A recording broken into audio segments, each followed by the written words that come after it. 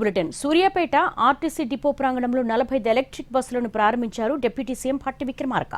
మంత్రి పొన్నం ప్రభాకర్ సహా పలువురు ఎమ్మెల్యేలు ఈ కార్యక్రమంలో పాల్గొన్నారు. కాలుష్య రహిత తెలంగాణ కోసం ఎలక్ట్రిక్ బస్సులను ప్రవేశపెట్టినట్టుగా తెలిపారు. డిప్యూటీ సీఎం గత ప్రభుత్వాలు ఆర్టీసీని వదిలించుకోవడానికి ప్రయత్నించాయని ఆరోపించారు. ప్రస్తుత ప్రజా ప్రభుత్వం ఆర్టీసీని నిలబెట్టేందుకు చర్యలు తీసుకుంటుందన్నారు.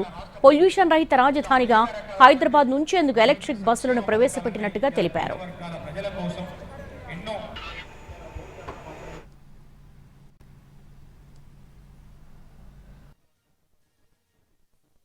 ఆనాటి ప్రభుత్వాలు పెద్ద ఎత్తున ఆలోచన చేయడమే కాకుండా అవసరమైతే ఆర్టీసీని వదిలించుకుందామనేటువంటి ఆలోచన కూడా చేశారు.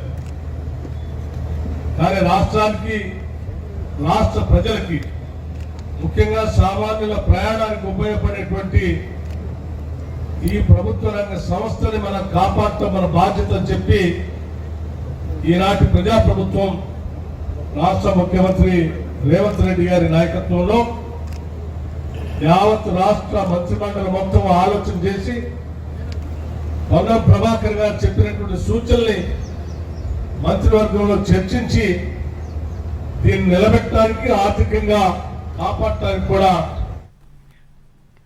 మారుతున్న కాలానికి అనుగుణంగా రవాణా శాఖలో మార్పులు తీసుకొస్తున్నామన్నారు మంత్రి పొన్నం ప్రభాకర్. ప్రభుత్వం చొరవ, కార్మికుల కృషి వల్లే ఆర్టీసీ ప్రగతి సాధిస్తోందన్నారు. కార్మికుల సంక్షేమం, ప్రయాణికులకు సౌకర్యాలు, సంస్థ పరిరక్షణే లక్ష్యంగా పనిచేస్తున్నట్టుగా తెలిపారు మంత్రి.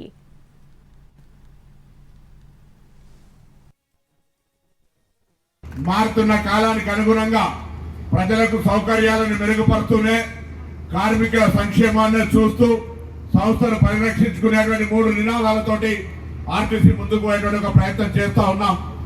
గతంలో నష్టాల బాటలో నడిచి గత 10 సంవత్సరాల్లో ఒక నూతన బస్సు కొనుగోలు చేసేటువంటి ప్రక్రియ చేయనప్పటికీ ఒక ఉద్యోగం కూడా నియామకం చేయాలనేటువంటి పరిస్థితి నుంచి ఇలా వేలాది నూతన బస్సులు కొనుగోలు చేయడంతో పాటుగా వేలాది మంది నూతన ఉద్యోగులను నియామకం చేపడుతున్నామంటే ఈరోజు ఇక్కడ అక్కా చెల్లెల ఆశీర్వచనం